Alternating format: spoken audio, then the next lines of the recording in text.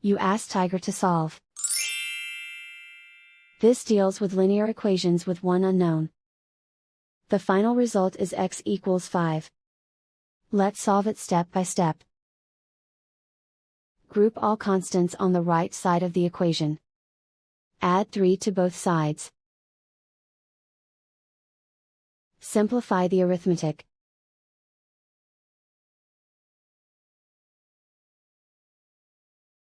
Isolate the x. Divide both sides by 5.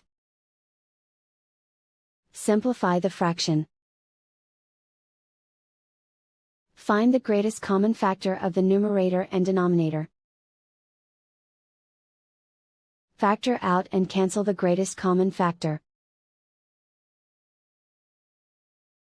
And so the final result is x equals 5.